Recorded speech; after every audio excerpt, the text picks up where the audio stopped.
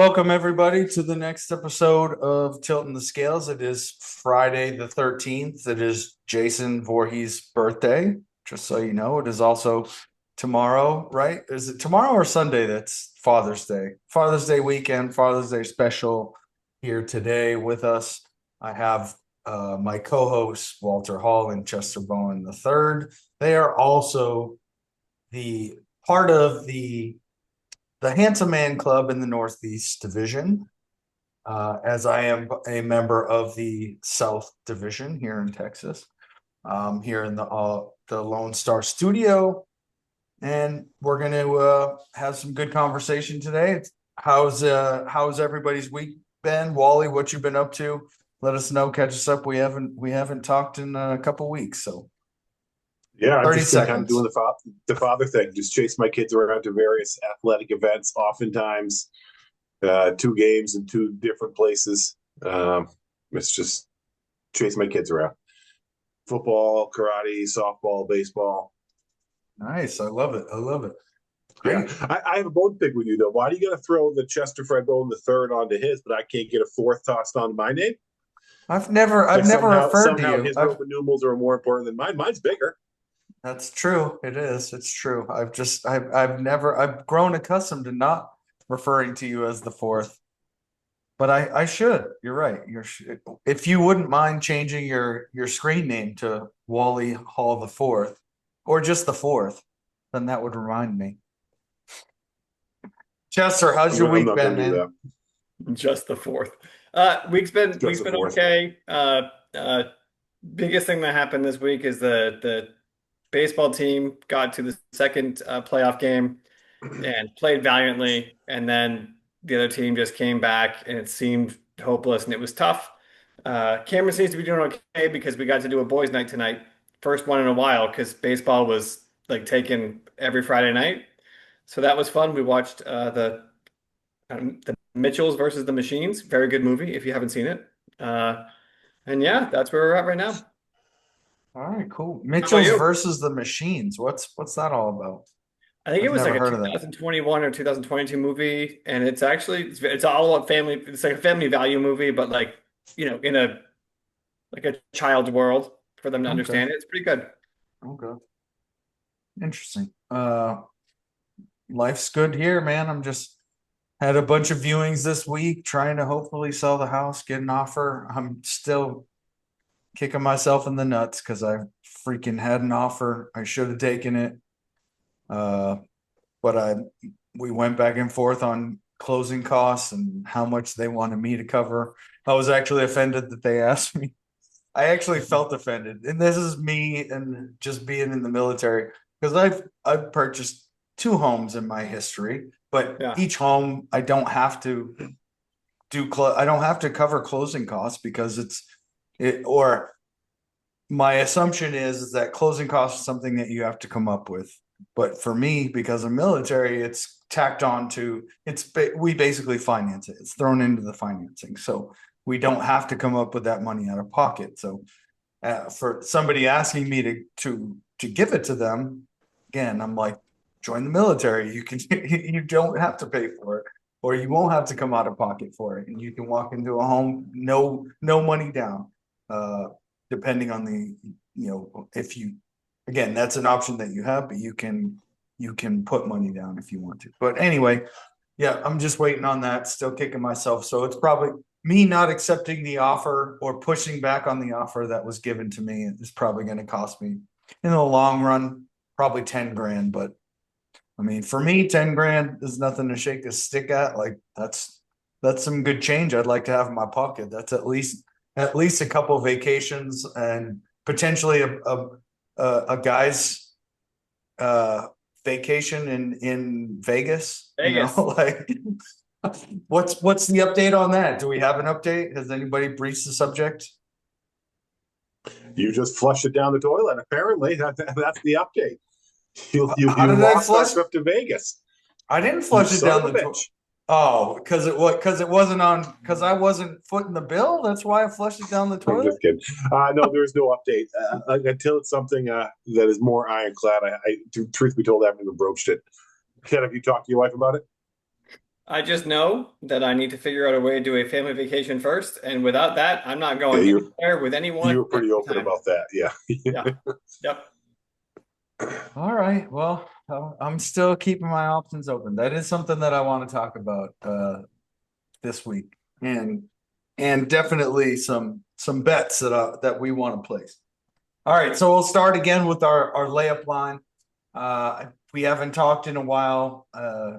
We'll start with the NBA, and it's not the finals. I wanted to get you guys' opinion on the Knicks firing their coach, Tom Thibodeau. Uh, I I don't know what they're doing. We discuss it in our chat room. Yep, the Knicks are the Knicks, but it doesn't seem to make any sense to me, especially now that we see a couple weeks later. Again, they went and tried to interview some coaches that were already under contract, and all three teams denied their attempt. So we'll start with you, Chet. What do you think about Tibbs? Because he's a Celtics product. You know, he was with us, kind of a diehard. You know, we do like him in Boston, but not when he's playing against us and beating us. But go ahead, Chet. Look, in the NFL, which is what I compare everything to, if a guy gets you to a divisional round, if a guy gets you into the playoffs, you're probably not going to fire him. It's very, very rare to do that. It's not like, oh, we made it here, so now I'm going to fire you because we didn't win the Super Bowl. I think it's ridiculous they fired that guy. The Knicks have been terrible for a long time, so it tells me that their ownership are amateurs and they're just like, oh, if we had some other coach, we could probably get like it is arrogant of them to fire him and silly and amateur the way that I look at it. What about you, Wally? Um, well, it reeks of an ill-run organization. Like again, they haven't been this far in 25 years. Uh, I disagree with it.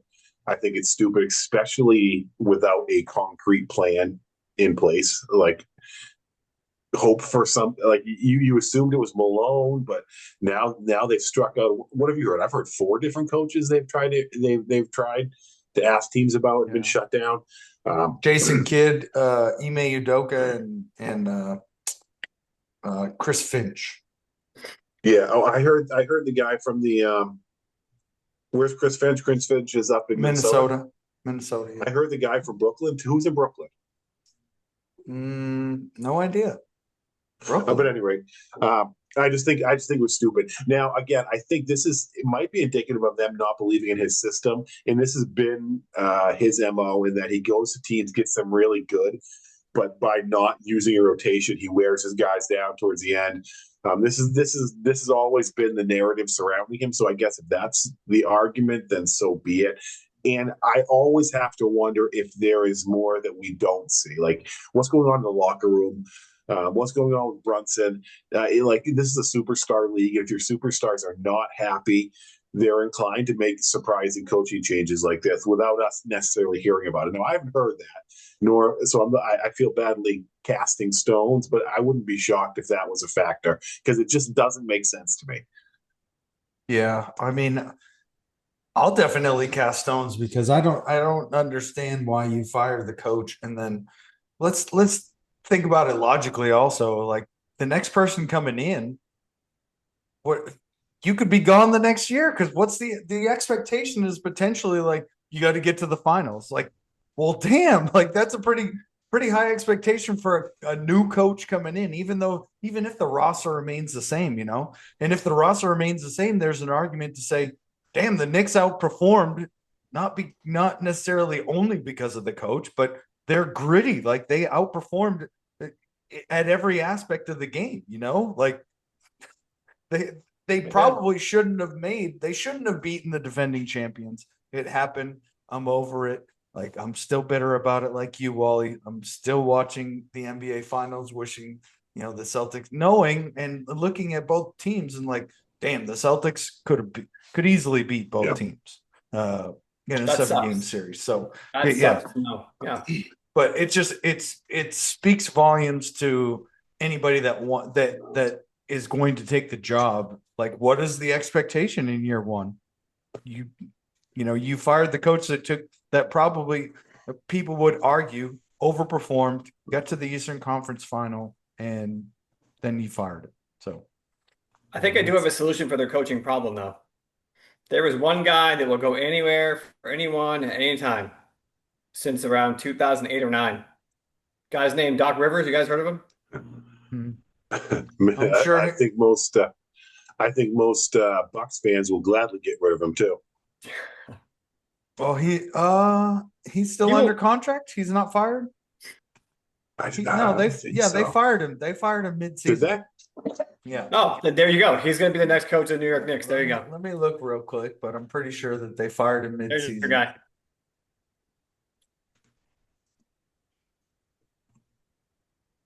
Well, it still says Doc Rivers. I thought they fired him mid-season. You're just blending the years, Nate, where that happens so many times. He got hired I mean, yeah, mid-season. as a coach, you're gonna get fired. That's it's the name. You take the job knowing you're gonna get fired. Not everybody's Bill Belichick, and even Bill Belichick was fired. So after 20 plus years. So I've been coaching flag football now for like 2 years, Nate. I haven't been fired yet. well, at that level, amateur level, you're pretty safe, and it's okay to walk away too. But professional level where they're paying you a paycheck, like it's you're hired to get fired. Like there's very rarely a mutual split, or let's just part ways. I'd like to go. Wait a minute, do Nate. something else. I take issue with this because I saw the press conference with Robert Kraft and Bill Belichick, and they said it was a mutual split. I believe that 100%. There was no bad blood there. It was all good. Yeah, of course. All right. We'll move on. We'll stay with the NBA. We know now, obviously, that is it 4? Game 4 or game 5? Right now, happening right now as we speak. Game 4 is right now. It's 2-1. OKC's up by 1. 2-1 Pacers. So who are we adjusting our pick? Who do we think is going to win? Not tonight. Who are we picking to win the NBA champions Overall? Yeah, I mean of the two teams, obviously, but I mean the game's still going on right now, but I would say Pacers at this point. They kind of because the series that I'm watching right now reminds me a little bit of the Knicks and Celtics, where there was this significant expectation, and the other team just I'm not sure what's going on, but the other team just seemed to be motivated by that or something. But I'm seeing the Pacers certainly outperform the expectation they had. So I'll go Pacers. Wally, who you got in the finals? I've always been a Halliburton guy unless he's playing the Celtics. Like I've had him on my fantasy. And this is like literally why I like him. I've had him on my fantasy basketball team. He's been my keeper for the last 2 to 3 years. So I'm a big fan of his. Having said that, I still think this. I'm rooting for the Pacers. I'd like to see the Pacers win, but I still think SGA is going to have. He's going to string together a couple games here. He's too good not to. Yeah. So I think he's going to go 7. I think it's going to be a pretty good series, but I think Pacers pull it off. They're playing better as a team currently. It's not the best team. It's the team that's playing the best. Yeah, that's true. But I think Oklahoma will take it in 7. It's going to go 7 now. Oklahoma has to win this game. They can't go back home down 3-1. Agreed. So still very they much have a to game win in this that. game. They have to win this game, and then I think it'll go 7 because I think they reset home court advantage. Then it flip flops back and forth. But game 7, they have it at home. They're a different team, just like any other team. They play differently at home. I do question, Oklahoma City's coach as far as the rotation that he's played, and so he had a big lineup going into the finals, and he started that just like I talked about it before the playoffs even started. I said that they should and probably will, because the last like month of the season they were playing Harkenstein and Chet Holmgren. but they were playing them bulk minutes, but Harkenstein wasn't starting except towards the end. And then they stayed with that lineup, Harkenstein and Holmgren, putting Harkenstein at the 5 and Holmgren at the 4. And I mean, they didn't run through the playoffs, so to speak, but they played really well. They beat the Western Conference champion, dethroned them essentially, and then went through the West, and now they're in the finals with that lineup. And then when they got to the finals, they changed the lineup, took Harkenstein, sat him on the bench, and they almost went younger, and they started playing their bench a little bit more, which, I mean, it's the NBA finals.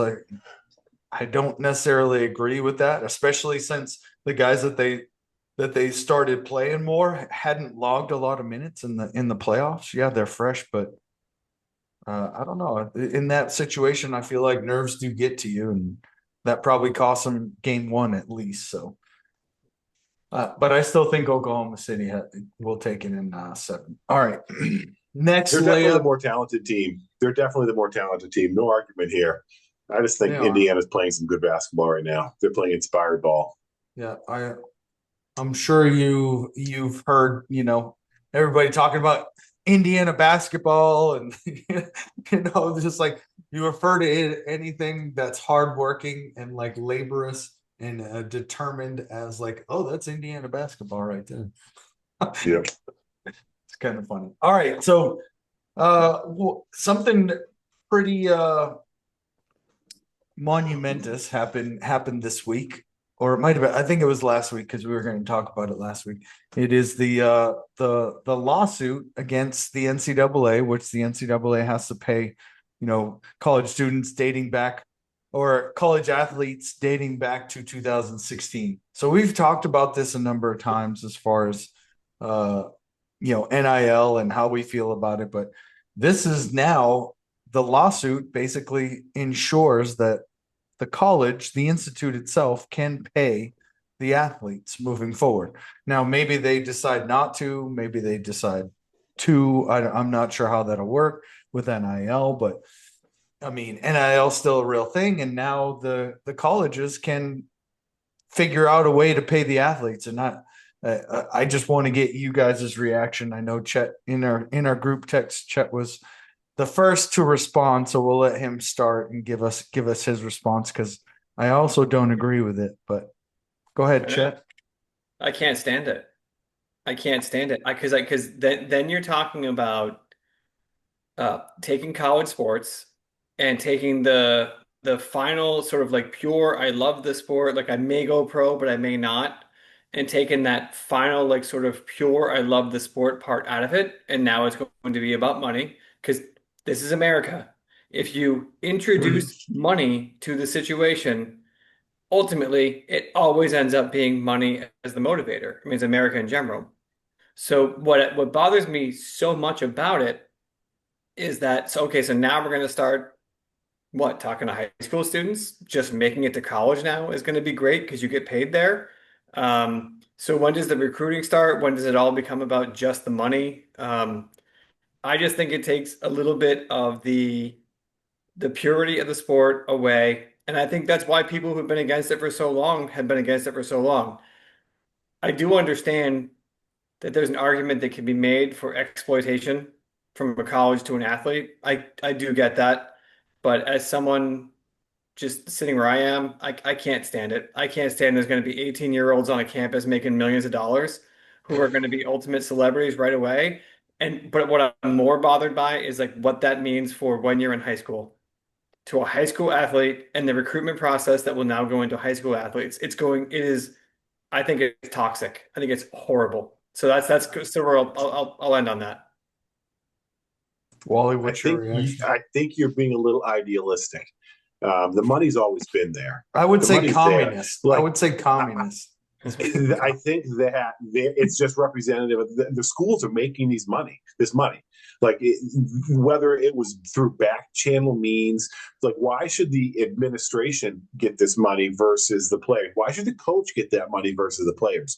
Like the money's there. So why shouldn't the people that are doing the work get the money that's already there? Like, it's not going to corrupt the sport. The eyes are on that. Like, that's what's drawing the money, is the eyes. Now, high school, maybe it will. I don't think so. But at the same time, it doesn't draw the eyes that the NCAA does it, that college basketball does it, that the advertising does. These schools are advertising, are making millions of dollars off the backs of these college athletes. Why shouldn't they get paid for that? Like, they deserve it as much as the university at the very least. So you got to figure out some sort of like cost, some sort of share agreement, some sort of income share agreement.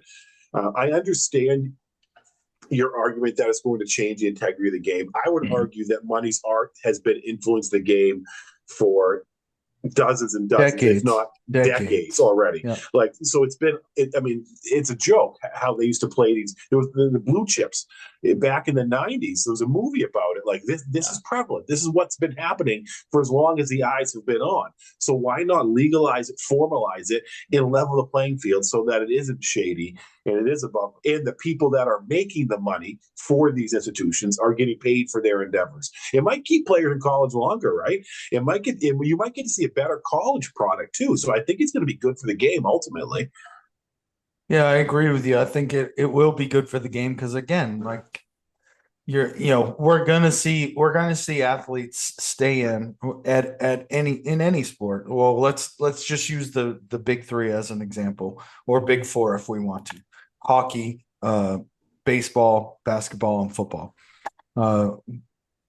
Anybody in that sport that's thinking about going professional, every one of those sports have a rigorous outline of what a rookie or somebody being drafted into the league can be paid. It's structured. So, if you're outside of the top, we'll say the first round, if you're outside of the first round, sure, there's still some potential there. But if you're a high level athlete in that sport, you're going to take a pay cut. That's undoubtedly how the pay structure works. Now, let's say, and I hope this is something that comes about, but we've talked about, some sort of body governing NIL and how it's structured, a cap on it, what teams can spend on their players via NIL, or rules governing the portal, the transfer portal, specifically for all athletes, not just in football, but every sport. So we've talked about that at length before, but what this will do is it will force a governing body to make decisions on those sorts of things, and it might even say, okay, now the college, we as the institute can pay this person. They don't even need to be enrolled in school. However, maybe that's a requirement that they have for all their athletes. You are enrolled in school, so you are going to earn a degree. And then from there, the money that we're paying you, oh, by the way, it goes into escrow. You get X amount of dollars a month, but you get the lump sum when you graduate. Then you get that documentation. Now, what does that do for the person that has to walk on and earn that scholarship? Because these guys are still going to be scholarship athletes. There's more than likely that's going to be part of how the institute is going to recruit them. Like, that's what they want to do. So, I mean, I think it opens up. One would say, like Chester Fred Bowen III would say, it's Pandora's box that we're opening, but it could be a box of unknown opportunities for young athletes that are, we'll call it what it is. It's no longer amateur, athletics. It is professional athletes that just like Caitlin Clark, they'll be hugely influential while they're in college, probably influential while they're in high school. And what does that do to them as far as, how they handle that? Well, I mean, there's going to be some sad cases where people mismanage their money and, do crazy things on TikTok for views. But there's also going to be people that are smart that will put a structure around them. Structure as in personnel around them to manage the money, to manage their social media, to and then again, I think it's going to be. I think I like it because now everything is out in the open. As Wally stated earlier, it was all behind the line, under behind closed doors, in dark alleys. Here's a bag of money. Who's the bag man? No one was connected to it. No one would admit it. But now we know every athlete was given. And I honestly, the part that I dislike about now athletes that were good, like I don't want to use anybody as an example, but let's just say somebody that might do a podcast or is always on ESPN commenting on their particular profession, but they'll blatantly say, "No, I never took any money." Like, okay. Well, let's go back to this for a second. Hold on. Okay. I All don't right. believe anybody that says that. What that individual is saying is that they were never handed a bag of money. They also had a bag man. They had somebody that went and picked up the money for them, and then that was how they acquired the money. Like I don't believe any high athlete at any level of the game that says that they never took any money, because I believe them when they say they didn't, but they were given money, and you can like I don't have to have. We can even go way back to an electronic transaction. Like I was never given money. Yeah, you saw that money hit your bank account though, because you checked your balance. You're right. You were never handed any money. No bagman came to you and gave you money, but you were given money. Like let semantics, words have meaning. You're right. You never went somewhere to get money from somebody. It was delivered. It was you arranged for it to happen, and that's okay. Go ahead, Chet. Sorry. So I know that Wally had mentioned that it's possible that I'm naive. Like I don't that is true, I guess, to a point, maybe in the sense that I believe people want rules and regulations around what happens to these young people with tons of money and maybe purity of the sport. Like maybe I'm the only one that believes in that still, and maybe I am naive for that. What I will say is this, though, I do know that money has been spent in the college ranks for years, but it was spent against the rules that were in place. And I do think there is something to that. Whereas what you're positing, Nate, is that different schools can say, well, hey, we're going to put this in escrow and you're going to have to graduate. Well, I think that's naive in the sense if you think any school that does that is going to get a single athlete worth a damn to go to that school, if another place, which is the way capitalist society works, says you don't even have to enroll, we'll just pay you.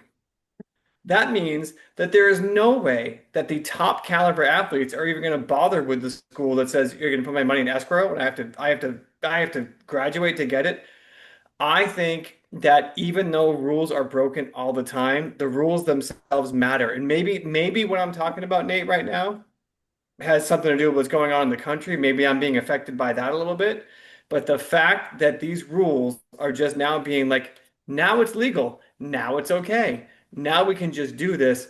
And we're going to have a number of 18 to 22-year-olds who are going to be multimillionaires, and they're going to be colleges competing for them. Tells me that high schools are now going to be corrupted by agents, and it's going to be very bad. I do not like where it's going, and I know that I sound ridiculous to like younger people, but I think this is a really bad direction. Well, I mean, Yeah, man, I think you're a couple years too late. Yeah, It's already probably. corrupted. AAU's corrupted it. You don't come from public high schools into the elite college programs. You come from private high schools where they're already recruiting and money's being spent and perks are being offered. It's highly competitive, and it has been for years. The top prospects are identified from an early age. Corruption set in. Like it's long since gone, and it may not pay cash, though they think probably plenty do. You get paid in gear, you get paid in opportunities, you get paid in education, you get paid in exposure. Like there's so many benefits to the Wright High School program, and so many direct benefits that these players are getting. They're being catered to from an early age. It's been happening for forever. I hear what you're saying, and I'd like to believe we live in a world where that's the case, where we have to worry about the corruption of our top prospects. They're corrupt. They're corrupt. The money's been there a long time. So does that make it right or okay? I guess my question is like, why are we going in the direction of it's already been Yeah. happening, so let's make it legal, as opposed to like it's already been happening, let's enforce something and make this now okay? Because the We should money's make it there now. already. Why does the university deserve it more than the players? That's what I don't understand. I get that. They're the ones putting their bodies. They're the ones whose names are recognizable. They're the star of the show. Like the money is already there. The university, the NCAA, they don't deserve it more than the players do. Maybe it's much, but So you I can can't answer that. convince me otherwise. I have a shitty, unpopular answer to that question. No one's gonna like it. Nobody is gonna like it. You said people don't want rules and regulations, but they need rules and regulations. Is that what you said? No, no. I said if we're going to like if people are breaking all the rules and laws already, why is our response to be like, well, it's already been happening, so let's just let it happen more, as opposed to truly doing an analysis of whether or not it's good or bad for our country, for the people that's happening for. Like, I think the analysis is when you break it down to it's already been happening, so we're just Yeah. going to make it legal now. There is a lack, in my opinion, of some Well, truly critical analysis of what's going on. let me Typical use liberal something. wants to Let me use regulate everything. let me use a historical event. Let's talk about prohibition, right? Sure, sure. It happened. It was going to happen. So the government legalized it. We're talking about something that the government did, but the government also taxed it. So again, there's some quid pro, whatever you want to look at it. Again, I do agree with you that it was happening and it was against the rules. And I don't think that we could ever go back and like prosecute or like penalize schools that admitted to it or players that were on the roster that admitted to it. Again, we'll use Reggie Bush as an example. He was his Heisman Trophy was stripped of him, and then they gave it back. As soon, And they should have. yes, absolutely. But he probably did do some things wrong. He didn't admit to anything, but he probably did do some things wrong. But I do not think that when, again, we can use any corporation that exists in America. When somebody that is my boss makes a ridiculous amount of money, but I'm the one that's doing the legwork. I'm the one that's responsible for the income, the money that's being introduced to the corporation, but I'm making a fraction of what that individual is. Every employee would argue that there's a problem with the pay structure. We need to fix this. Again,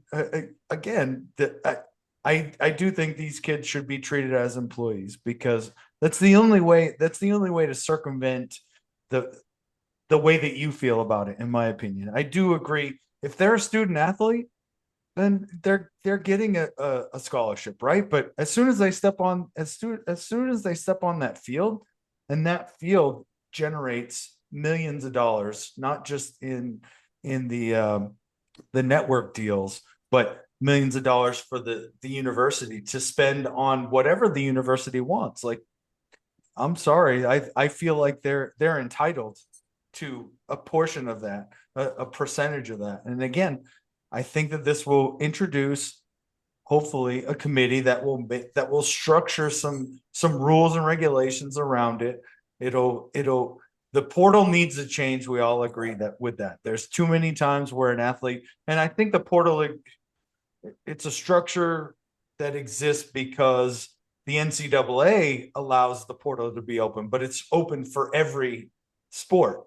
But I think they need to change that to where it's, each seasonally, each sport has their own portal when it's open, and it's not 2 or 3 different times during the year, because I think that makes a lot of sense. And then also governing the amount of times you can enter the portal, not just enter, but actually transfer. So if I put my name in the transfer portal, that should count, right? And I shouldn't be able to do that as many times, even though maybe I don't even accept an offer from another school. I still come back. But they're structural wise, there needs to be a body governing all that stuff, and to include again, like, do we? I think that the college should make them employees, because then they don't have to go to school. They're getting their paycheck. They can still have their NIL deals, but also they can also say, well, yeah, that's your option. You don't have to go to school. But if you do go to school, this money will be in escrow for you. And it's a much larger sum, you know what I mean? To encourage them to go to school. And again, when we look at the world perspective, we're like one of 8 countries that still charges individuals for postgraduate education. Once you finish high school, you have to pay for college. Like, we're one of, and well, I'm not talking about like one of 8. All 8 of those countries are very well established countries, and they're like economically well. There are think of all the other countries that exist on earth, and a lot of them are third world countries, and they still offer free education after you get out of high school. Like, I don't So really Nate, understand. I want to, can I build on that point? No, you cannot. No, I'm going to sound like nope. a We're dick. moving on. And I'm okay sounding like a dick on this. I guess I feel strongly enough that I recognize that most people oppose me. To that point, uh, we're capitalists. We're doing well. The country is doing very, very well, no doubt. But is every individual doing well? So if you had to ask yourself, would you rather your team win the Super Bowl or have your father, mother, sister, brother, whatever, recover from cancer? What's your choice? I don't think it's a difficult choice for a lot of people. And so what we're doing is allowing money to be the ruler of it all. And to me, that's problematic because what we're talking about with these universities, and while I get it, I'm not trusting these presidents to do the right thing.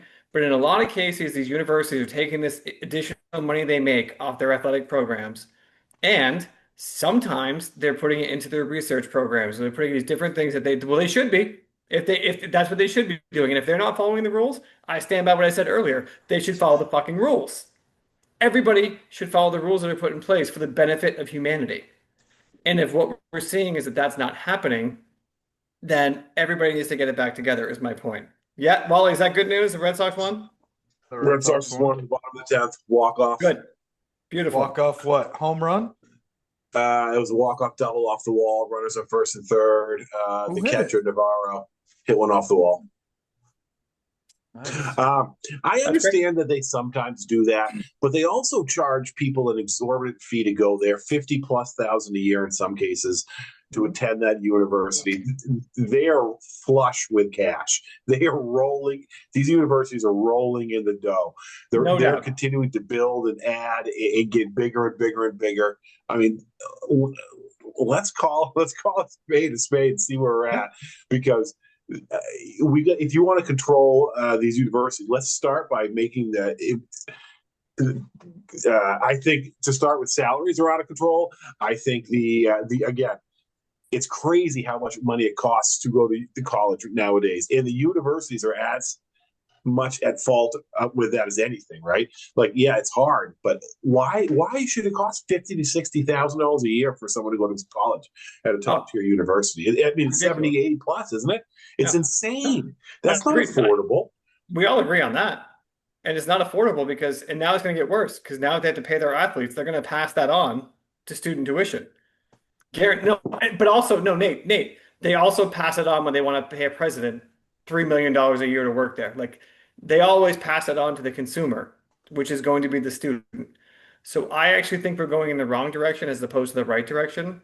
But I also understand how unpopular it is to enforce rules and regulations. Nobody likes it. I don't like it when someone So, does it to me. I Chad, don't love it. I have a proposition for you. You Listening. said you coach football. Uh-oh. Yeah. Let's say you know you you go up through the ranks. You end up at high school coaching, and a good college decides to make you an offer. Like Mhm. they bring you in to interview for the job. This is a well-established college, which you have several of your players have gone on to go to college there. That's part of the reason why they you're on their radar.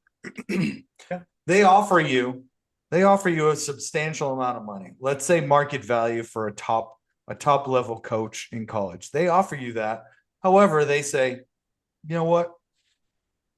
I'm going to give you two offers. You can take this offer right here, which is X amount of dollars. All of it goes to you and your family. Or you can take at least a 20 to 25% discount. And the 20 to 25% discount, we're going to put that money towards every college student that comes in here in their tuition.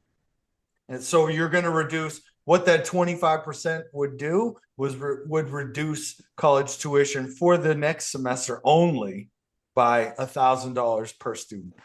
What would you do? Oh, take the money. That's the whole point. Would That's what I'm saying. Yeah, Like anybody would. Everybody will. And yeah. anybody would. And I think that's where the problem comes in. Um, I'm not perfect. Of course, if you say I'm going to take care of the people upstairs right now, they're my first priority. But that's the same for everybody, which is why we have certain things in place. So, or we did anyway, that would make sense so that everyone has a fair shot. And to Wally's point, unfortunately, when he says it, I'm like, oh shit, I got to step it up and find a way to get Cameron into one of those schools one day because he has Yeah. no chance without it. And that just breaks my heart. Honestly, I can't stand it. I can't stand that there's not a level playing field for everyone. It makes me very upset. Well, So I think that, go ahead. as a as an athlete that could potentially go into college, Mm, what do you think about a university offering that to include NILs? Let's say they offer that those not let's say they don't even offer the two different offers. They just offer the one where 25% of what we're going to pay you, we're going to put towards we're going to take and put towards tuition. And this is something that every student athlete, every coach, every, so now what's going on is I feel like that's also something that would exist in a communist government, but yeah. And that's just messing with it'd be accounting. more than 25%. But I just like I don't know if that's ever going to be offered. I'd love to see a university do something like that because I always, again, I'm on the side of like I don't think I think the only reason why college tuition exists is because the federal government has a program where they loan everyone the money to do it and they make money off of it. So Of course.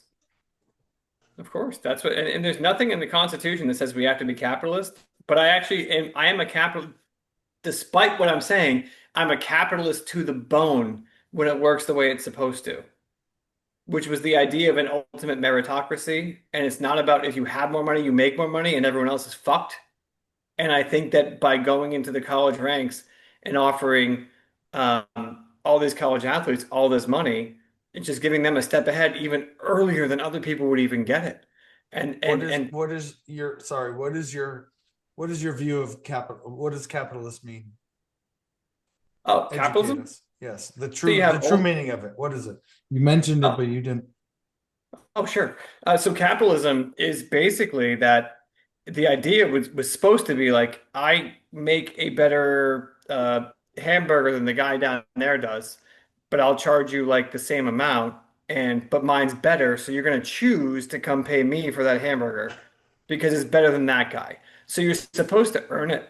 It's supposed to be something that because you offer the better product, you win. But what we've seen is that McDonald's, Burger King, all these people that offer products that literally fucking kill you, they win They because just they have got, more money to make more stores that offer it. It's not yes, necessarily they that can, it's the best.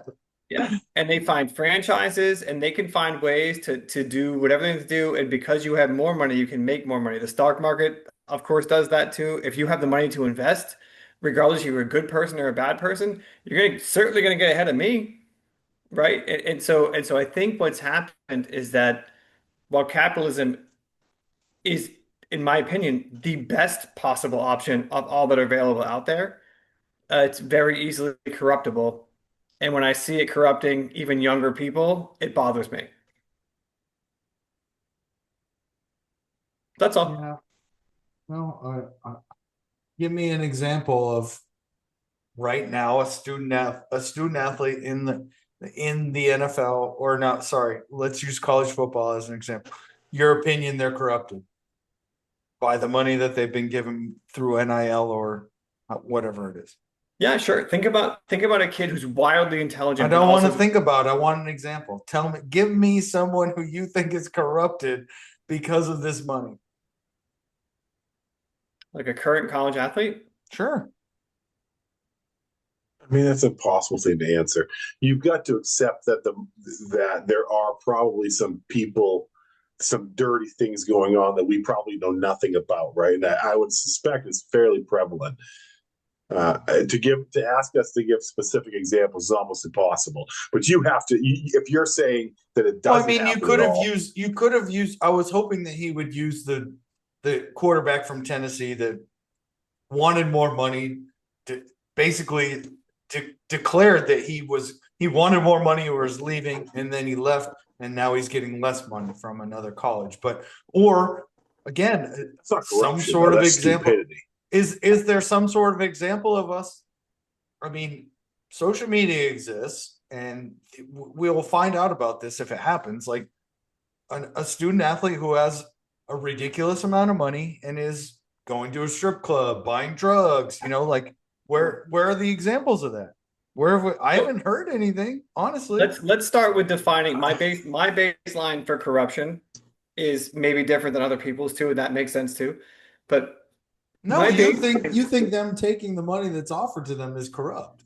Like that, no, if it's offered to them, that's because not it's corrupt. against the rules, or it was against the rules, and Corruption's now it's not part of the rules. corruption's not late night strip clubs taking drugs. Like that's not No, corruption.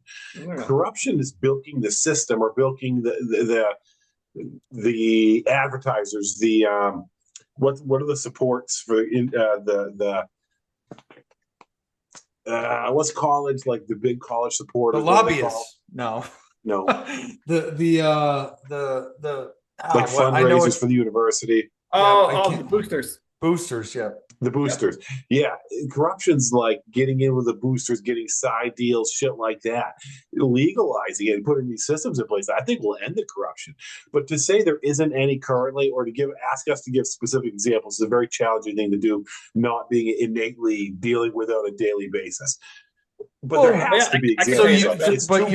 There's you're too much also money saying for there not to be. you're also saying that going to a strip club, spending money on blowing hookers when you never had money, that's not money corrupting the individual. Oh, it could be. That's more of Well, like a it could be, personal but I spiritual didn't think thing. you were talking about like your soul. I thought you were talking about corruption of the Well, institutions. I mean, the word corrupt doesn't necessarily mean that I'm circumventing the rules and going behind closed doors to get what I want, and now I'm corrupt. But No, I again, suppose money, power corrupts, and it no, corrupts in many different ways. but So that's I still up would to the person, right? The right, person can but still make the choice what they do with the money. And I actually do like that part. I like that if you're gonna get the money, you can choose what kind of person you're gonna be and how you're gonna utilize that money. So when I look at corruption, I look at I want that money.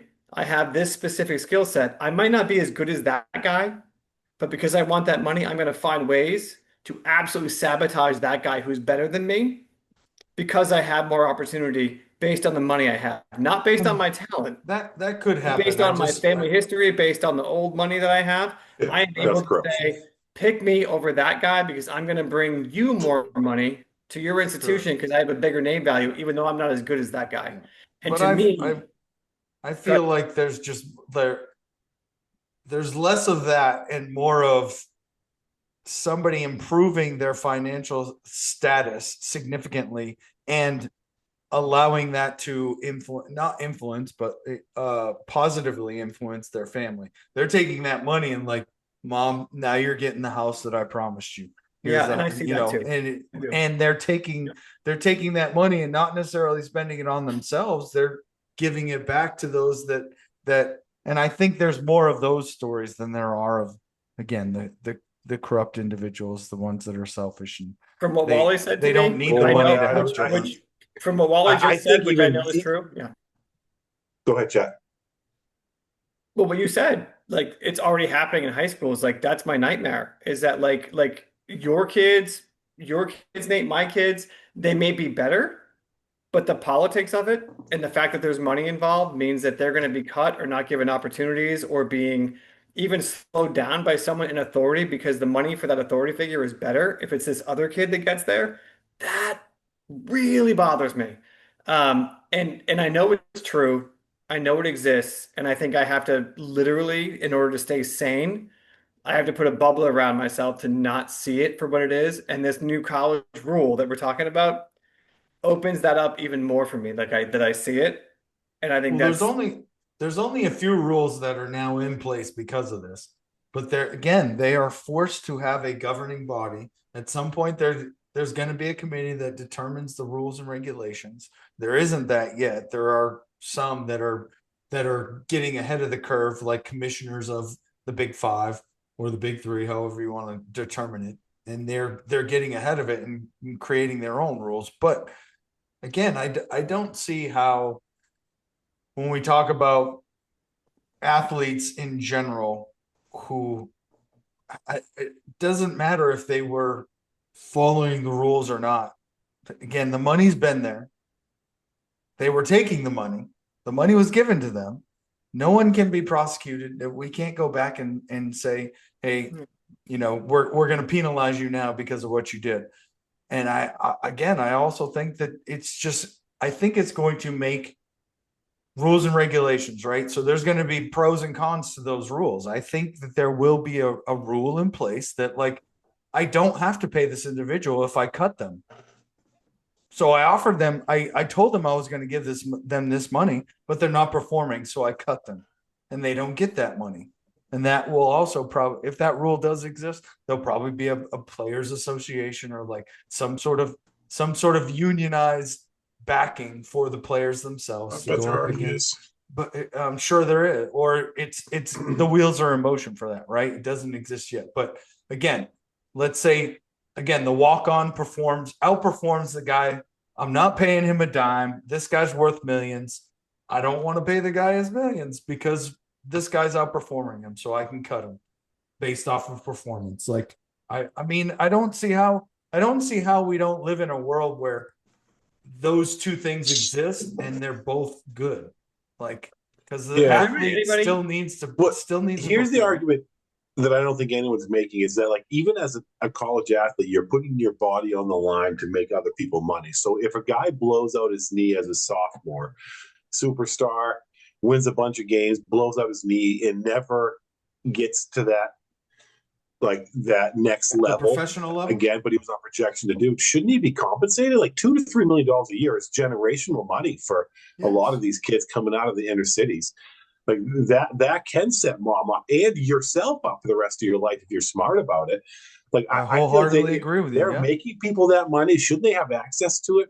Because it can change their lives and it can provide them an opportunity they would not otherwise have been afforded. Yep. It just feels right to me. I would argue some rules that are in place. Let's say you're a member of a championship team at the collegiate level. Your generations, your kids, your kids' kids, your kids' kids go to school free. Why not? I mean, that again, because there's rules in place now, or there will be. Maybe the rule is it's a contract. It's a contract between the establishment, the university, and the individual. If somebody's smart enough to put that shit in their contract, it's the same thing as like Bobby. Well, I shouldn't say the same thing, but like when we talk about Bobby Bonilla, again, like, he negotiated a contract. He's still getting paid. Like literally, I think next year or the year after that, his contract will expire. Oh yeah, is And that the he's Mets still getting guy? paid like $1.5 million from the New York Mets. But again, like I think that contracts, the contractual stipulations and the contract document itself will exist at some point, and I think that's only going to benefit both parties. Because then again, I agree with you, Wally. Absolutely, the college student that comes in there is offered a bunch of money to go and blows out his knee or gets concussed, has some sort of medical ailment that the college didn't find out, or maybe it's something that happens while they're in school and they can't play anymore. Yeah, they should absolutely definitely. And I would go as far as to say, not only if they hurt themselves on the field, let's say they're a stud, they're going through the season and they get into a car accident and a limb is amputated, like they should still get their money. Hell yeah, 100%. Just because something happened off of the field, that you could argue legally that wouldn't have happened if the individual wasn't actually at that location, because they were only at that location because of football or whatever sport that they're involved in. So, No, all right. Nate, and by the way, I am no expert as far as the actual teams college sports, but I feel very strongly about the philosophy around it. But you made some good points too. I think this is one of our better conversations because I'm hearing you both about certain things, about you putting the whole team, the college on your back, making them all this money. Yeah. But I think we disagree on maybe how we would handle that. I would handle that by saying what the first thing you said was, um, not the first thing, the last thing you just said was like, hey, if you make it to a certain point, your kids go to school for free. To me, Yeah. that values the educational component of it. That makes sense to me. Hope because one of the things that makes us, I think, as a nation pretty awesome is that we have people that contribute to real life-changing things that affects multiple Americans, where sports in and of themselves is a distraction. It takes us away from our real lives and our real problems and allows us the opportunity, which is valuable. It really is, um, from our real lives and our real issues. But to me, the fact that these athletes are paid so much more in general than people who actually contribute is quite a bit. So my idea would be that if you have a high level athletic program, the people that contribute to that, their kids get to go somewhere or their families get some sort of benefit from the university one way or another. Maybe not direct cash, but also that there's a mandate that a certain percentage of that money goes into research that makes the world a better place for most, or even just the United States, a better place for most people. And I do get concerned we start paying college athletes openly. I know that's already, I know it's been there, that it takes away from that value. And that's a value I hold dear, is that we have a lot of really intelligent people or potentially very intelligent people who are going to come up with cures to really incredible things, or the number of things they can contribute to if we focus on sports and sports alone, if we start to dump money into that area without valuing the other part of what college is all about. I think that can be probably a disservice to most people. Well, if you, I also think if you think that although you're similar in age to me, 40 Yeah. plus, right? Yeah. Your worldly Closer to years 50 than you and are 40, pal. I said 40. You said 40 plus. You're close. I just wanted to remind you, you're closer to 50 than you are to 40. Oh, well, yeah. Anyway, thanks for reminding me. But Thank you, Mark. actually, yeah, thanks Yep. for reminding Both of me. you. But Both of you are.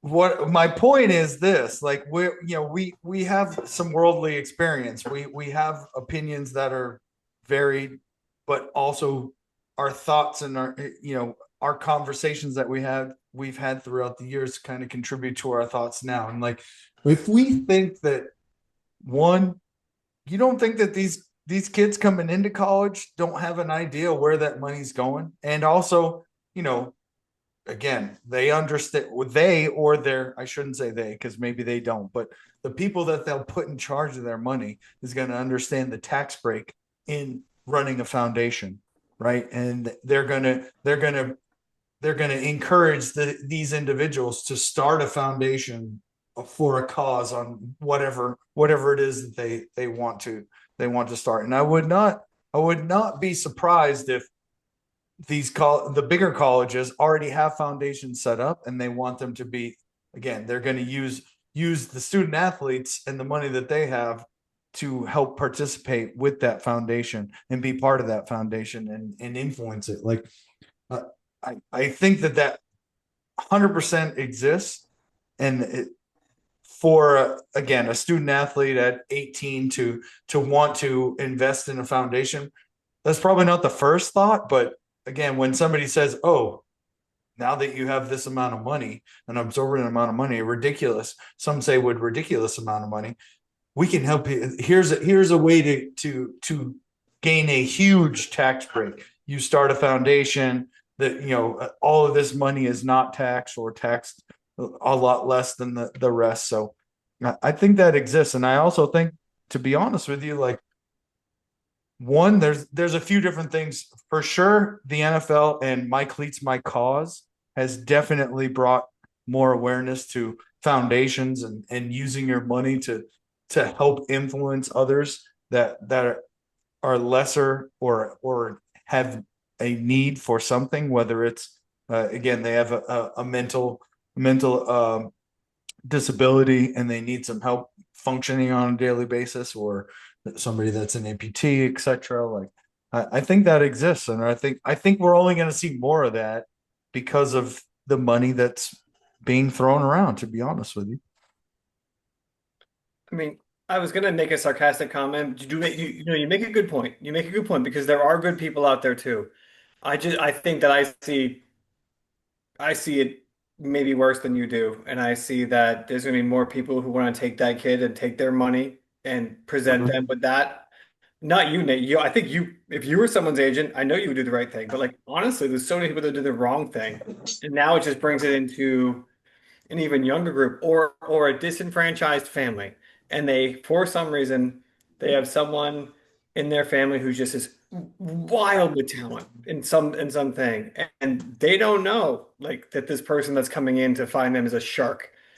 So I see that side of it too. So I do think just in general, there's good and bad. I just worry that now bringing it into the open and the college level is going to make more of the bad come in. And I want to be wrong. I hope I am. I hope it's more about like these young kids getting a house for their family and setting up generational money because go ahead, boy. You're not wrong. Like, I mean, that certainly will happen. But that doesn't mean that they shouldn't have access to the money, right? Like, yes, I think, Nate, I agree that that fairy tale you just talked about is probably happening too, right? Like, I'm sure that they have resources. I'm equally assured there's some people that probably aren't going to utilize those resources because it's my money, it's the first check I've ever gotten, and make horrible decisions because it's their money, it's the first real check they've ever gotten. But because they're going to blow the money doesn't mean they shouldn't have access to it. And the money's there, they deserve it, it's their money, regardless of what they're going to do with it. Now, can it save lives and can it change families? Yes, absolutely.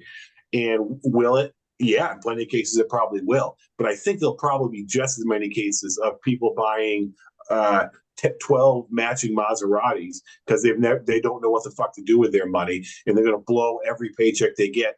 That's a mentality. Like, it doesn't matter how much money you make. If you live in that paycheck to paycheck mentality, like, you can make 1 million or you can make 100. Like, you're going to live paycheck to paycheck because that's just how you live. I think there are people like you know the old saying, you can lead a horse to water, but you can't make him drink.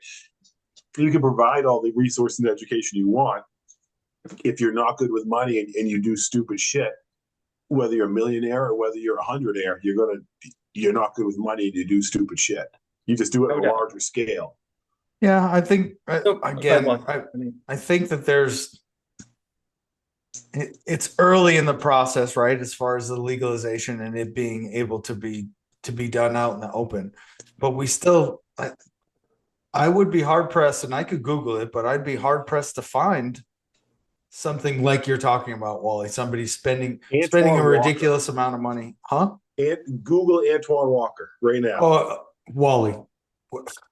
Nope, he made a He good blew point. He he blew got you. tens of millions of No. dollars. He The blew it point is all. invalid because He's shit poor. I'm talking about when time now when it's legal. It's legal for you to do this. So what it's created actually is a structure. And what it's created actually is universities or institutions saying like, look, you are getting a ridiculous amount of money and we're investing in you.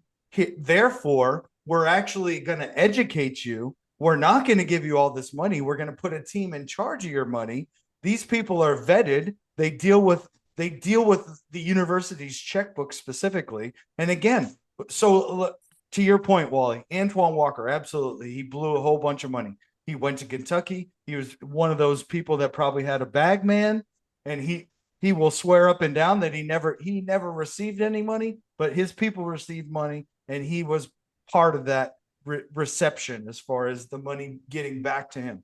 But what that also did was there was those sharks that you were talking about, Chet, that weren't vetted, that were trying to take money from individuals that were making money illegally slash off the table, right?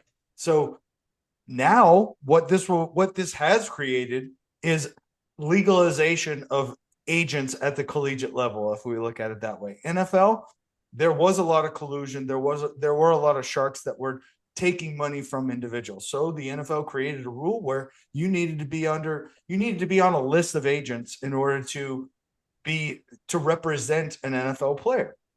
So now we know this list of individuals, one, they're taxed properly, etc. They need to know how to finance money, etc. So they're not individuals that are taking advantage of people in the sense where I'm going to take all your money. They still want to make money. That's again, I would argue that that's capitalism. Like they want to make money. You got money, I'm going to take it. I'm going to invest it. I'm going to make myself money. I'm going to take 5% interest, and you're gonna get the rest, and I'm gonna make more money with your money. So that has always I think you live existed. in fantasy land. I think like you're speaking in these grand terms, like there aren't like it's not going to be the systems people. It's going to be your cousin Vinny with a great idea for a new shop out behind his house. It's going to be your aunt that you haven't seen in 6 months is going to ask for $100,000. They're going to make poor financial decisions because they've never had money before, and it doesn't matter the systems you put in place. Like yes, will they have better education and better opportunity? Absolutely. Will people take advantage of it? Absolutely. I would argue, and I don't think you have any data to suggest otherwise, that as many people that make good decisions, there'll be at least that many that make poor decisions, if not more. And I think that there are probably statistics that show that over the course of time. Yes, there'll be plenty of people who benefit and have these great systems and great education and invest their money and give grandma the house she's always wanted. And there'll be plenty of people that piss it all away in gambling and strip clubs and buying jet skis and other stupid shit. And even worse, Wally, like, so here's the thing, and I really struggle because it feels like low-hanging fruit, and you guys are both really smart, and I don't want to even throw this out there, but like, fuck it, man. In the NFL, when these kids are graduating from college, or even if they enter the draft early, there is a gigantic vetting process, and they still get it wrong all the time. But Antonio Yeah. Brown's wanted for murder right now. There's a guy on the Patriots who I think actually murdered somebody. Probably three people at least. Who's the guy who's like, I'm rich now, and now I'm gonna drive my car as fast as I can and kill somebody. A Ravens guy. And No, it was a Las Vegas. It was Henry Rugg. Was it Henry Ruggs? Who was it? yes, Yep, thank you. Henry It was Ruggs. a Yep, Raiders Henry guy. Ruggs. He was a Raider. I'm sorry. I was thinking of the Ravens guy who punched his wife out in an elevator. Like, I'm thinking, Yeah. like, there's all these people that have money suddenly that make these horrible choices, and they're a little bit older. The human brain, especially for a male, isn't even developed until like 24. We all know this. I know you all know this. So we're now going to give 18-year-olds all this money. And to me, I think that that is, especially new money, dangerous. If it's old money, as much as I hate how corrupt the system is, at least there's some education around it, how to act, how to be. Um, it just it's to me, I think it's a little I bit think scary. Go ahead. Yeah, I think you're using the again, it is probably a small percentage of those that the money corrupts them or the money influences them to do bad things. And then and even probably if we look at it as a percentage point, the same percentage on the top end that or the opposite end of the spectrum that are using do it the money influences them in a good way. So there's a lot more in the middle, and I agree with that's probably the truth. But to say that what happens on one side is always going to happen or is more than likely to happen, that's not true. It's just we're not being we're not looking at the full spectrum. And We're I leaning think looking one at side history, as opposed to the other. And I disagree. I disagree for that reason. Like, yes, there are examples of people that let the money influence them in bad ways and they blew all their money. But from that side to the other side of the spectrum, there's a lot in between. And I would argue that, of course, we hear about the good more because they're not going to always tell us or re-educate us on all the bad things that happen, because they're going to show us the good things, and then hopefully we'll move in that direction. But Yeah, I don't mean to say good versus bad. Like I'm not necessarily arguing that they're going to blow it all well, poor on hookers and decisions is still blow. bad. I'm just Poor saying that financial like decisions. they're going to throw money at things they shouldn't throw money at and it'll be gone before they know what before they realize what they're doing. That's not bad. It's not immoral. no, that's It's not, not. but they're going to It's hurt just not. people. And they're going to have the money to get away with it because let's be honest, the legal system in this country would not, I don't have the money. If I'm innocent even, but I'm accused of something right now, I'm screwed. But these guys can probably do something wrong, as we saw in the Aaron Hernandez case, and we've seen in many other cases, where they're going to be able to do something stupid and wrong, and rather than pay a price for it at 18 years old, they will be protected because they will have the money to get the legal counsel to beat whatever public prosecutors out there. And I do think you're going to see an increase in the bad decisions being rewarded and people being hurt. I really believe that. Like I wouldn't say it out loud if I didn't. And it does concern me when we talk about giving, 18-year-olds that much money and they're that good. The reason they're making that much money is because they've made a lot of sacrifices. Well, And they're not probably focusing on, go ahead. I would argue that history is littered with a whole bunch of people that are terrible that make a lot of money doing what they're good at. They are terrible individuals, terrible human beings, in fact, but they make a lot of money at what they're good at. And then people jump on board and want to make more money with them. So, like, I would argue that throughout history, that if you have the money, you're going to be sought after. You're going, or you have a certain skill, you're going to be sought after to maximize monetarily that skill. Fair enough, but these people are not public figures. They are not adored by many people who start to feel like they are gods. Most of them have a lot of money and they can I'm defend not themselves. sure if you're referring to politicians right now or college athletes. Both. But we know a pay scale on politicians. We don't know what they're getting on the side Oh, from we know that boosters slash lobbyists. You know what I they mean? suddenly So all become millionaires. I'll tell you that. Just follow yeah, Nancy Pelosi, as Wally I says, mean, if you want to invest. again, I'm again, getting if rich off those, it. You should see my Robinhood account. It's going straight fucking up. yeah, it looks pretty good. Yeah, it does. Mine does too. All right. Sorry, we kind of No, it's beat great. It was a that. great conversation. No, it's a good conversation, but I've got like my back is so fucked up right now that I'm not able to sit and I'm not able to stand, What and I'm doing the happened? best I can. So I apologize. I keep getting up and moving over, but What I like happened to you? literally can't sit. I have no idea. Ever since high school, it happens every 6 months or so. Jesus. Well, look, Nate, I I could want to hear help you with yours. You that, know what but it would happens to me require right you to here. work out every day. What? No, the back thing, every now and then, what happens right here in my neck, I'll be sitting in a meeting and I feel like something just literally shot me in the neck. and I come out of my own brain for a second. I have no idea what that is. Is that just getting old? Is that just what happens?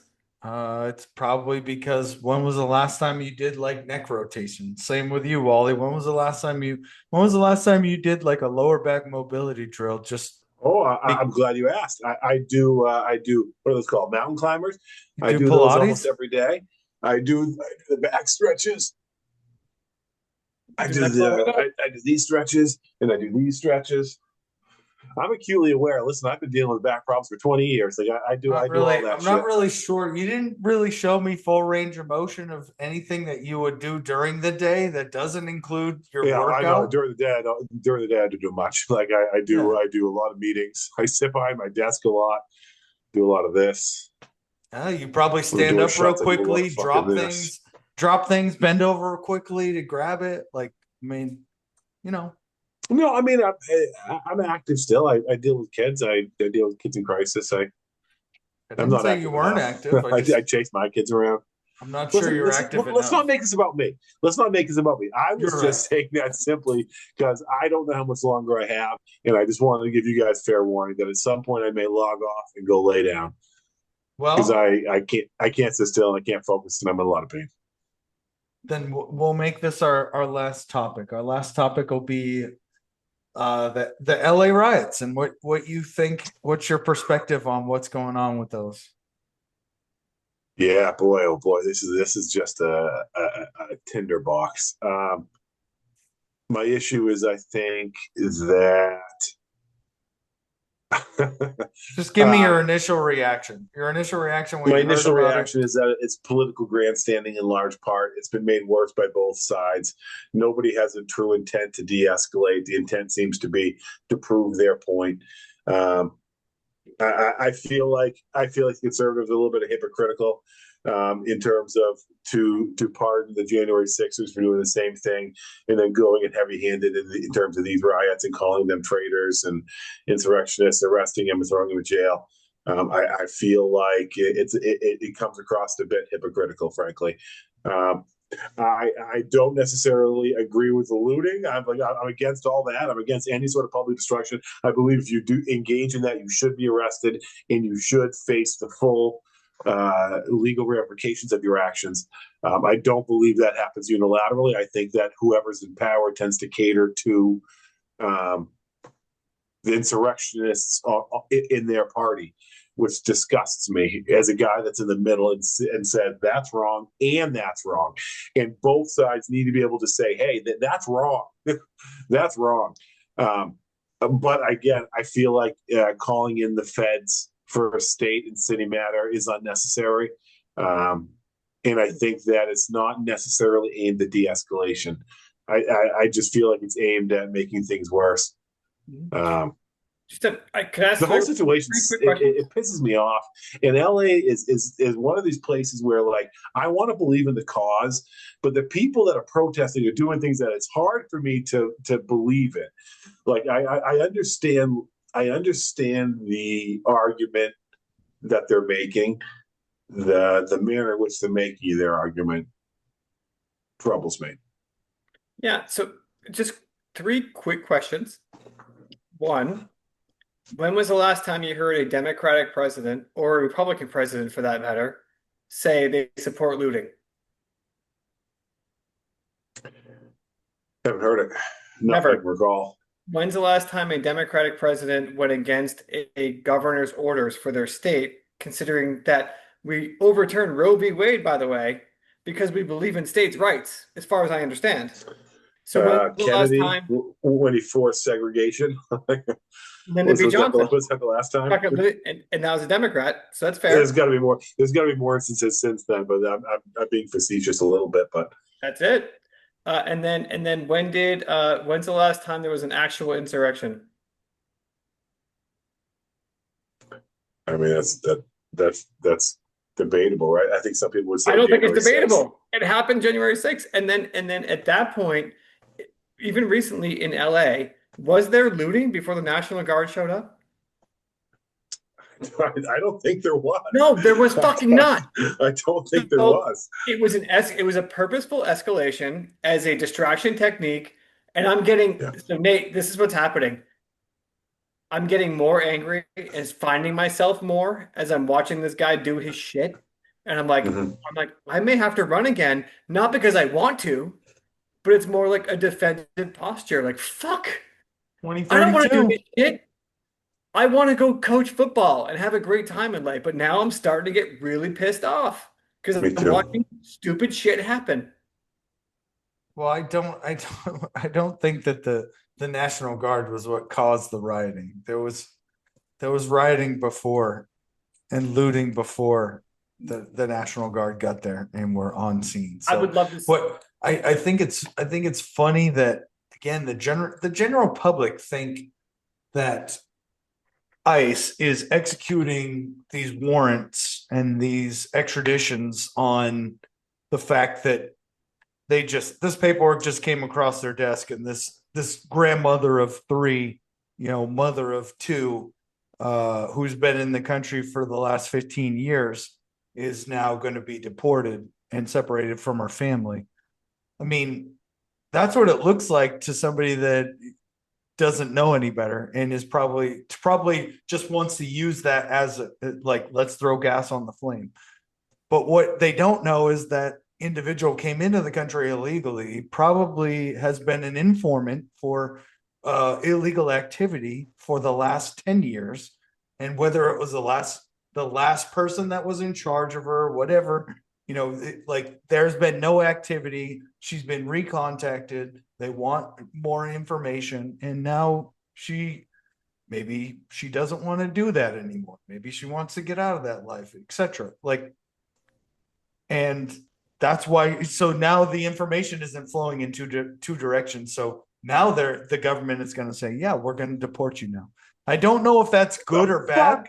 I don't know if that's good or bad, but I do agree that, like, hey, that was an informant and now you're not informing. So what use are you to us? You still haven't applied for your visa or your citizenship. So do you think Do in you that think that's a instance, vast Wally? majority what's going on right now? Is that scenario you just painted? Do you think that is what's happening right now? When somebody brings up, oh, this grandmother is being deported, yes, I think there's a lot of reasons why they're seeking that individual. It's not because they just found out that she's illegal and been here 15 years. There's something else. She is involved in criminal activity, or she is an informant in I criminal don't activity. believe that's the case. I think I I have think you're seen ample naive evidence then. and I ample, think you're and ample naive if stories in not of thinking them that. doing widespread roundups where they go to places of work and arrest 8 people at once, not criminals, just immigrants. Trump put out a statement today to say that he's looking at changing their policies surrounding farm workers Yeah, the because farmers. we can't operate like so. That implies that innocent people are being rounded up and arrested, right? If the president is saying that, then you can't say that it's because there's illegal conduct from 10 years ago or illegal informing. They're doing widespread roundups, industry based. Nate, can I ask I'm a not qualifying disagreeing question? that doesn't happen, but again, it's if we were to look at the majority, what the public thinks that what they're seeing is actually what's happening. And again, yes, are there actually cases where they go to a farm and round up 8 individuals? Absolutely. But do you not think that any of those individuals have any relation to any criminal activity, whether it's in their past history? So we don't want them in the country because they have a history of criminal activity in the country that we're extraditing you to, and the country that we're extraditing you to wants to prosecute you for the crimes that you committed. You don't think that happens, Wally? Yes, can I answer that? I do. I do believe there are some Yeah. of those people they're rounding up that are criminals and should be rounded up and deported. Yes, 1,000% I agree. I also believe, and I question that if it takes 5 innocent people to get to that one criminal, is it worth it? Even if it's 1 to 1, is it worth it? I don't know, because I think there's a lot of people who may happen to be here illegally that provide a lot of value to our country, in our society, in our world as a whole. And if we're taking positively contributing members to our society doing jobs that we can't otherwise fill, in filling roles that we don't otherwise have people to do, like I don't know, man. It's a slippery slope, and I don't know that I'm willing to make that trade off.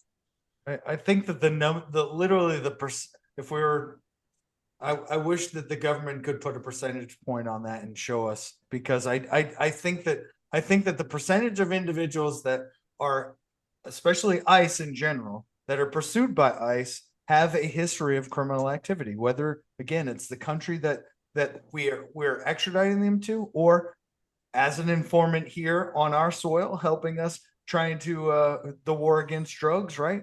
Or war against trafficking humans. Like I We think have a long exists. history on this podcast of checking facts with AI. We use Grok.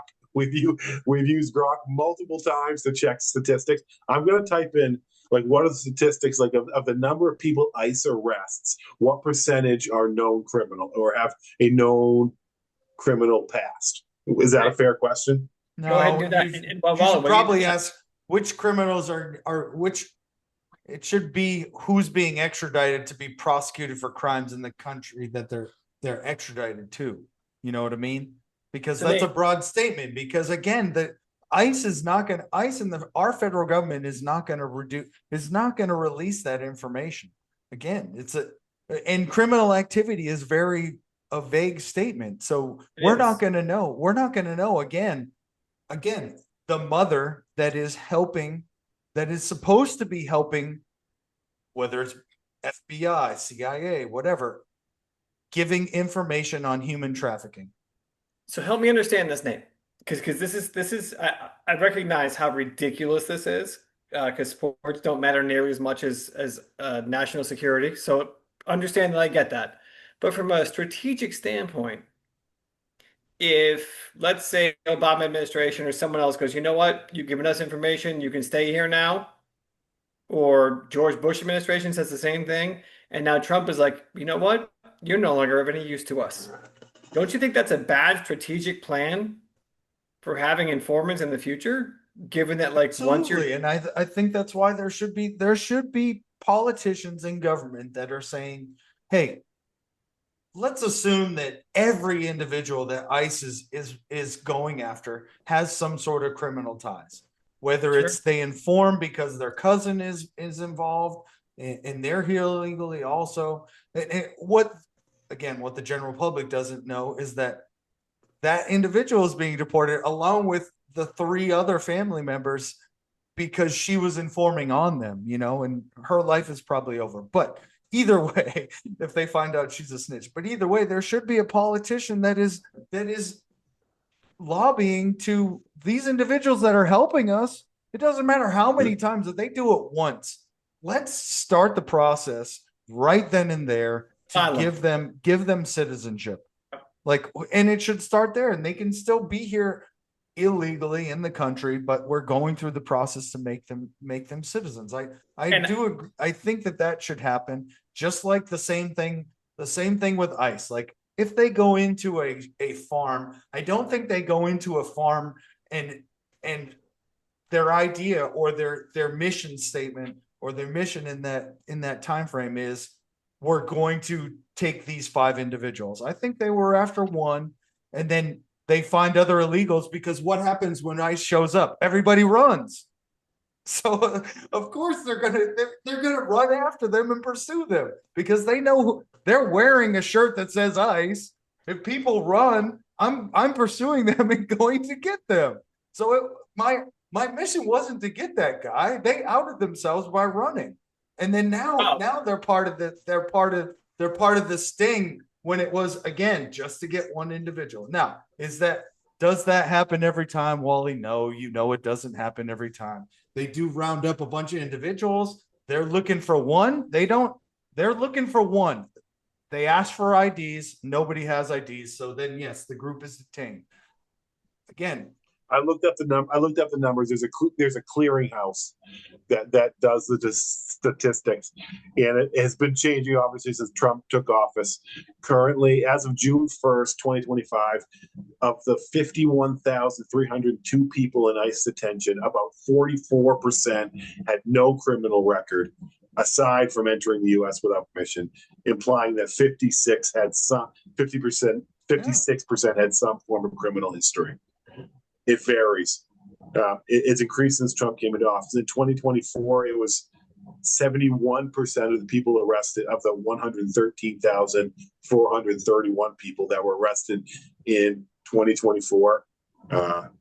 So that 71% had criminal convictions or pending criminal charges, and 28% didn't.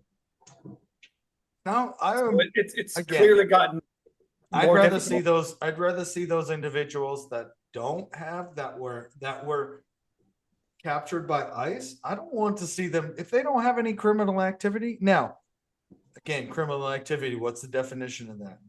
You know, Good question. again, it's Yep. vague, right? Like, could that person be a deadbeat dad that has 7 kids in the country that he left, and they're without a father, and they're not sending anyway. But again, I would love for a politician to start saying and standing on a soapbox and like, look, these people that we take out of their homes and take away from their families that are good citizens, we just want them to pay taxes. So let's just process them for citizenship, give them a working visa. You know, I don't believe in, you know, the individual that's been here for 10 years and you get hit by an ice sting and, you know, they take you away from the family that you've created here. I don't agree with that. I think you should not. And their process is, and I guarantee you this is what they say, we're extraditing you to the country and we're giving you the documentation to file at the U.S. Embassy at the country that you are from. So that's why we're sending you back. And then you'll go through the process there. But they could do the same process here and not, again, separate them from their family and all that and take them back to a country where they haven't been in 10 years and potentially Which, realistically speaking, is almost a lifetime ban. Like, do you know how difficult it is to get into the U.S. from like Peru or Venezuela? Or nowadays, they have slowed that down to a trickle. So, like, and especially if you've got a conviction of entering the country illegally, I don't. Again, I'm not speaking from strict knowledge, but I got to imagine that's going to slow down, and that's going to put you at the end of the line, right? Yeah. No, well, I wouldn't say the end of the line. I'm hoping, and again, this is part of we control what happens at the U.S. Embassy and inside the U.S. Embassy. So there should be, again, people that can process paperwork don't need to be on location. Somebody in America can process that paperwork when it's submitted in Peru or whatever country. But I do think there needs to be some change as far as, you know, again, a politician getting involved to come up with some answers that help everyone out. Because if ICE doesn't exist, if our border is unsecure, then we're just gonna have a bunch of individuals coming into this country that are, I think the FBI calls them KSTs, known suspected, KSCs, excuse me, known suspected criminals. Like, it's a bunch of people coming in that are escaping criminal activity or persecution from their country, and they're coming into our country and probably going to do the same. But also, if we think that China or any one of our adversaries is not sending people across our border to try and get into our country to do espionage on a corporate level, espionage on an intelligence level, like, we're naive in that fact, because what's actually happened as far as the drug trade's concerned is our border was locked down on the south. Cartels understand it's harder to get stuff in on the southern border, so they've moved their operations to like Canada, and they're operating their logistics operate through Canada specifically, and they move from the northern border. So we've shifted things, but the problem still remains, and we still need to focus on how to fix the problem. How much time you got left, Wally? I see you're struggling. I'm struggling. I got it. No, I get it, and I'm pretty good to go upstairs in a couple minutes and catch the end of this game. Do we have a dad joke yet? I do. I need to look at it. Hold on one second. It is looking like a pretty good game. Oh, I like this one. Why What we can't got? orphans play baseball? I'm sorry, what? Why I don't know cannot? why. Why can't orphans play baseball? Oh, okay. I don't know. You tell me. Something about it. They don't know where home is. I should have fucking known that. I should have known that. Something about home. I should have known that too. That's the dad joke of the week. Love it. Thanks Nailed for it. jumping on, y'all. I love Hey, no, y'all. thank you. Thank you. Like and Wally, feel better, subscribe. man. By the way, I'll be fine. we need to have a conversation about you, both of you, and your activity on social media.